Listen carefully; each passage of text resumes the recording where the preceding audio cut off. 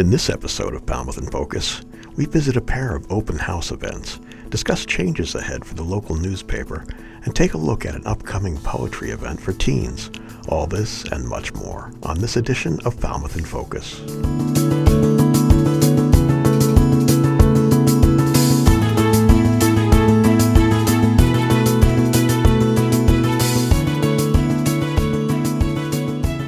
Hello and welcome to Falmouth in Focus, FCTV's current affairs program. I'm your host, Michael Kasparian. The Falmouth Police Department recently held an open house to invite the community in and learn more about the department and all they do to keep our town safe. Hi, I'm Julia Massey, and we are both the new coordinators for the Community Liaison Program. I'm Officer Joshua Oliver, and I am her Community Liaison Officer. Today we are holding our annual open house. It's an event where we invite the community into our facility to actually get to see the equipment that we use and kind of get a look at some of the stuff that we have that you don't get to normally see on a daily basis. We also invite other departments that help us with our community, such as the Sheriff's Department, the State Police. The State Police helicopter will be coming in, our Community Emergency Response Team, which is down here, and a bunch of other community groups that are here to give out their information to the people that they usually do not get to reach out to. Hi, my name is Trooper Jesse Walker from the Mass State Police. I am the CAT team liaison, and my dual purpose for the job is all community outreach stuff. I cover from the Rhode Island line to Hull, Mass, from Hull to P-Town, so all of the eastern part of the state. And the primary function of me being here today, I was invited from Falmouth PD. I've done some work with them in the past, and this is right up my alley as far as outreach. Events like these that I attend throughout the entire state, these are huge, and this opens up the door for that relationship, and this is where it starts. It's just great to be able to mingle with the public and get them to see us as, in a different light and in a different situation, and just be able to hang out and have some fun, eat some pizza, and it's great for the community, it's great for the officers, it's just a good day all around. So as police officers, we usually deal with people on their worst day. So having people here today with us in a happy, friendly environment is nice because you get to see a different side of us that they normally don't get to see while we're on patrol. So this brings the community in, lets them see that we are just regular people that are here to help, and we want to have more involvement with our community besides just dealing with them in the worst situations. The Falmouth Police Department also recently held their Coffee with a Cop Day at Peg Noonan Park, which we will bring you more coverage of next time. Thanks to Emily Regan for that piece. COVID numbers are once again on the rise. Stay informed on the latest local, state, and federal guidance with regular briefings by Falmouth's health agent Scott McGann on FCTV Government Channel 15, our Facebook page, and fctv.org. It's time now for three things from Town Hall, FCTV's condensed version of the takeaways from recent municipal meetings. Selections are chosen based on community impact. Last Thursday, Lieutenant Governor Polito attended a ribbon-cutting ceremony for the Frank and Maureen Wilkins Science and Engineering Center at Cape Cod Community College. The new center is designed to elevate the health science classes and certifications, to expand environmental classes and certifications to meet the growing needs on Cape Cod. And the weight of this project and its role for this campus, for this community, for our Commonwealth, and for the students who come into your care and leave prepared to address the needs of our workforce and the evolving changes in the world that our innovation economy steps up to solve. And you couldn't be a real partner in that without updating and introducing the key elements of what represents learning in an innovation economy and bring that into this campus. After a long saga of wind turbine debate in Falmouth, it seems the struggle is coming to an end soon. On Monday, September 26th, around 11 a.m., the first of two turbines was demolished.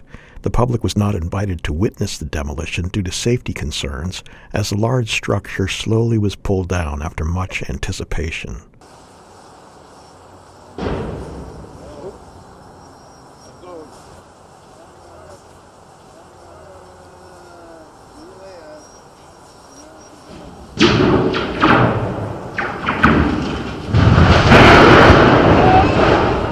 message in the memo that I provided to the board for today's meeting identifies the revenue context. The fiscal position of the town remains very strong, but that said, as is typical in most years, the new revenue that will be generated primarily by the tax levy and any new growth in local revenues, most of it will be needed to maintain a level services budget, existing positions, wage rate increases, inflationary pressures on contractual services and the like. To see the meetings in their entirety, check out Government Channel 15's program schedule at fctv.org. After a short break, we'll take an inside look at the new senior center during their open house. Stay with us. Hello, I'm Karen Delaney, the Executive Director of the Falmouth Service Center. The Service Center is a regional food pantry that is available to any household in need from any zip code. Households can pick up fresh and frozen fruits and vegetables, meat, dairy items, and non-perishable foods. Families often come weekly to pick up groceries from us to help stretch their food budget, which enables them to have more money available for other bills. In addition to food, we also have other services, ranging from financial assistance to back to school and special holiday programs. Our hand-in-hand thrift shop is a resource for families, and the proceeds benefit our FSC programs. All of this is accomplished by a small staff and over 400 active volunteers who are the backbone of our work. If you need help or want to help, please visit our website or give us a call for more information. Welcome back to Falmouth in Focus. The Senior Center recently held an open house to celebrate National Senior Center Month. We spoke with the center's director, Jill Bishop, and Council on Aging Chair, Brenda Swain, to hear about the turnout of the open house and how the center has been doing in its first year of being open. Hi there, I'm Brenda Swain. I'm the Council on Aging Board Chair, and I'm here today at the Falmouth Senior Center welcoming people for our open house. Finally, we're having an open house. With the pandemic, it's been a challenge making sure that everybody knows the building's open and we're all here, but they have certainly found us. We have over 5,000 members now, and today there's a huge crowd. Everyone is signing up for either becoming members or they are members and they want to find out about all the services that they might not have known there are to have offered here. So today there's all the different town departments here representing what they have to offer. There's a lot of our partners here who are in different parts of the community serving seniors, and they have all sorts of information about events and how they can be helpful. The Senior Center is really a place for people to meet each other, come together. We're standing here in the back of the cafe, which every day from 9 to 1 is open, and people come and they meet each other and they hang out together, and oftentimes people actually come alone and leave with a couple new friends. And that's really part of what the goal is here, is for people not to feel isolated, to be with others. My name is Jill Irving Bishop, and I'm the director of the Falmouth Senior Center of the Senior Services Department. Welcome to our first open house in the new center. This is an exciting time for us because we were not able to have our grand opening party. So this is the first big event. We like to do it every September because we like to celebrate National Senior Center Month, which is September. So what we have here is a lot of our municipal, local, and state partners, and they're all vendor tables that we offer. We're also having a flu clinic with the VNA. So what people are able to do is they're able to go around and talk to all the partners that we have and get to share information that might be a great resource or assistance to them, which has been amazing. The turnout is overwhelming. The room is packed, if you've seen some of the video in there. And also, what's been amazing is only being open just over a year, we've had over 5,000 residents age 60 and up enroll with us. So I keep saying it's the happening place. People love coming here, they love connecting, they love staying busy. And what's what's been great is as they come for one thing, they learn about other things, then they get to know the staff. So I've always said that it's a stepping stone, as when you get comfortable here in the center, you learn about what we do, so that at such time that you do need services, you're already comfortable with us and we can able to help you and provide you with the assistance that you need. So we're excited, it's awesome, and it's booming. So thanks for coming. Thanks to Jeff Wyman for that package. When a community comes together, they can truly accomplish anything, like building a home for a family in only 5 days. That's what Habitat for Humanity did recently in Falmouth, and we spoke with the team on the ground. The need is just so clear. There's nothing on the market that's affordable, not only for those earning 65% or less, but 80% or even 100% of area median income. There's nothing available to purchase, and rentals are outrageously expensive if you can find one. So once a family gets into a Habitat home, they know what their mortgage is going to be. They've been qualified through our credit reviews that they can afford to pay this mortgage, and they no longer have to worry about earning more and losing benefits, because you only have to qualify when you apply for a Habitat home. Then we want you to thrive, earn more money, have a nice life. You can, the sky's the limit. We were thrilled to hear the recipient, a single mom who is going to be able to live and work on the Cape and raise a family here, and that's really our goal. Our mission at the Home Builders and Remodelers Association of Cape Cod is home ownership for all, and so this project in particular really aligns with our mission. I work at a local housing authority, and I have a Section 8 voucher, and I really always wanted to be a homeowner. And at the time, about 4 applications were in the office to be in affordable home lotteries, and Habitat was the only one that was truly affordable that a family like mine could apply for. The rest of them, you had to make 60 grand to qualify for the mortgage. Here you only had to make 30 grand to qualify for the mortgage. Big difference.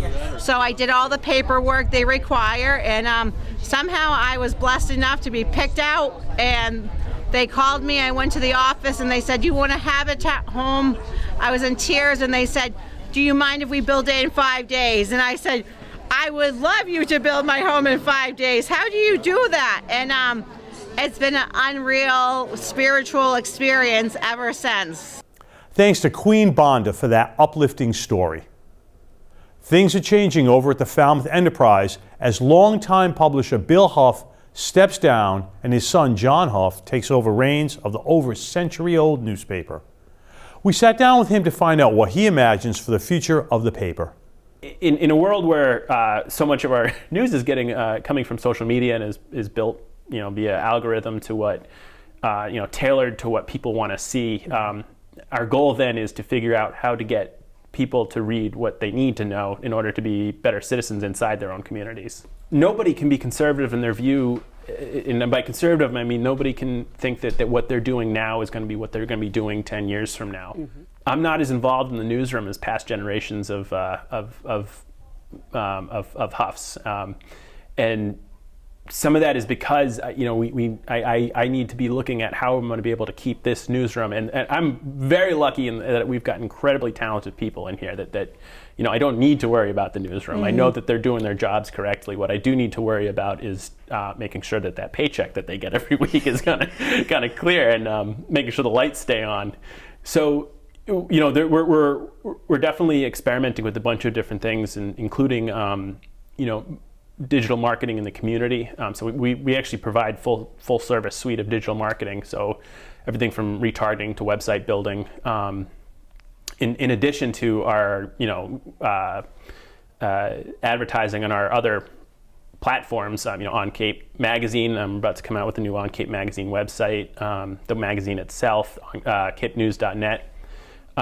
So essentially what we're trying to do is run 2 different businesses at once, one that supports the other. Wanted to reassure that both staff and readers that this business will continue to do what it has done for since 1886, really, mm-hmm. which is that it is a voice in the community, that our responsibility is to give the local news to the locals. How that's going to look might change over the years, but how it's going to be, how we do our jobs is, it's going to require the same skill set, that same a mixture of ingenuity and inquisitiveness. You can catch the full interview, including a sit-down with new editor Elizabeth Saito on FCTV Channel 13 or on our website at fctv.org. Thanks to Queen Bonda for that report. On the Water held their annual Striper Fest celebration at Marine Park, marking the end of Striper season. Part of the proceeds went to support a local charity. We spoke with the director, Chris Megan, to learn more. On the Water started about 26 years ago. Started out of the Enterprise newspapers of all places. I met Bill Huff going back in 1992, came on board as the director of sales and the general manager. And Bill and myself kind of hit it off from day one. And Bill and Margaret became the new publishers back then. It was 1993. And they recently just turned that over to their son, John Huff, which is really, really proud to see. But that's where we started. On the Water started in 1996. I ended up buying him out back in 2005, and we're just so happy to keep On the Water and everything we built in the community where I raised my 4 kids. We started in Harpoon Brewery going back 17 years ago. What we did is we were on the backside of the Harpoon Oktoberfest, and the entire staff of Harpoon would work on Friday and Saturday, and then on Sunday we would have Striper Fest. After 2 years, the problem we had was we have so many people that come from as far away as Virginia and Maryland and as far north as Canada. And they had to get in their car at 6 o'clock on Sunday night and drive home. So we quickly realized that we weren't going to be able to do that at the Harpoon Brewery. We moved to Bourne. We were up in Bourne Scenic Park for 4 years. And then when we first got it opening to come to Falmouth, this is my home. This is where I raised my kids. Having raised 4 kids in town, it was a young man that was on my hockey team I coached. And he was good friends with my oldest son, Sean, Ryan Anderson. There was something going on. It turned out he had leukemia. He came to as many games. He couldn't skate with us anymore. And I just remember when Ryan passed a year later, Wings hadn't started at that time. And I think it was a young lady, the Bailey girl, who my kids were friends with, became very sick as well. And Lisa and Eric Asendorf ended up starting Wings, and it was just something for us to get behind. We are a local charity. We were founded 19 years ago by Lisa and Eric Asendorf. We try and support local families who reside in Falmouth or work in Falmouth with minor children. And if they are having a medical crisis or a tragic event, we step in and we can help them with mortgage payments or medical bills, parking, gas money, anything they need to focus on the family and getting better. And we try and take some of the stress away from that event that might be disrupting their income. We have been very lucky over the past few years. On the Water has been a great community partner with us. They have been giving us a very generous donation each year. We show up to volunteer and sell raffle tickets, and then a couple months later they give us a very generous portion of the proceeds, and it helps us fulfill our mission for Wings for Falmouth Families. Thank you to Wings for Falmouth Families for all you do in our community.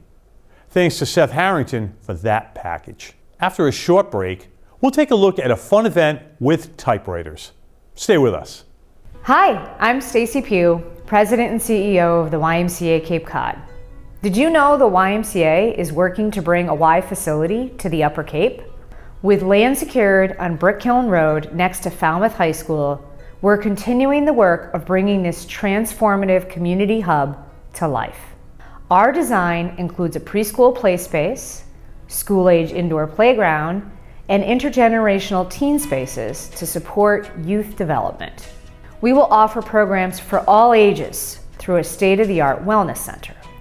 Our pools will be open for swim lessons, lap swimming, and aqua fitness classes to support healthy living. By providing financial assistance to our families from all backgrounds, our social responsibility ensures everyone will benefit from the Y. To learn more about this project and sign up for our newsletter, visit ymcacapecod.org/uppercape. Welcome back to Falmouth in Focus. This month at the library, there will be a teen poetry event involving typewriters. To learn more about this event, we spoke with teen librarian Meg Crone and local poet Melissa Weidman. I found that young people in particular have been very attracted to what a typewriter is. They want to touch it, they want to explore it, and we just thought it would be fun to see how it can connect to their creative interests, and it's a different way of relating to words and their own thoughts. It's not a typing class, we're calling it a play shop, right, instead of a workshop, and it was just perfect to do it together with Yeah, Megan. here we are. I mean, I love poetry, and I think that if people come across poetry that knocks them out, they end up loving poetry as well. Maybe they just haven't found what they love yet. So yeah, I think this is a great way to expose young people to poetry. And it will be on Thursday, October 20th, yes, from 3 to 5 p.m. right here. It's free. And how can they register? They can go online to falmouthpubliclibrary.org/teens. There's a registration page. We do want you to register just so we know how many typewriters to get, how much snacks we need, all those kind of things. If you walk into the door on October 20th, we will make sure that we accommodate you. But I do appreciate people registering. Yeah, and I just want to stress that it's not about feeling, are you a poet? Do you want to be a poet? It's just interacting with that way of thinking about language and making it more accessible. To keep up with everything happening in the team room at the library, follow at Falmouth YA on Instagram. Thanks to Alan Russell for that story. As winter approaches and activities move indoors, vaccinations remain a key component of staying healthy. Here's more from Dr. Greg Parkinson, school physician for Falmouth Public Schools, on how families can stay safe. Happy fall, everyone. I'm Dr. Greg Parkinson, school physician for Falmouth, and we're thrilled that our students can be back in school for a year that's closer to normal. Now that most people aren't masked, it's important to be extra protected from infection. Experts are predicting an active flu season. Please get a flu shot for yourself and your family. And remember especially that the flu is a hard illness on young children and they need protection. COVID vaccines are now also available for all ages. Currently, the CDC recommends that people 12 and older get an updated bivalent booster. Together we can keep ourselves and our community safe and healthy. And remember, wash your hands and keep them away from your face. Cover your cough, stay home if you're sick, and test yourself for COVID. Have a great fall. Thanks to Ryan Weber for that report. FCTV wants to remind you that television can be as easy as hitting record on your smartphone. We'd like to invite all Falmouth residents and visitors to share their slice of life with us. Email us your photos and videos or upload them to Facebook, Twitter, or Instagram using the hashtag MyFalmouth or Falmouth in Focus to be featured on the show. Thank you to our most recent contributors. We leave you now with the sights and sounds of the latest inhabitants of Falmouth Village. Thank you for watching Falmouth in Focus. We'll see you next time.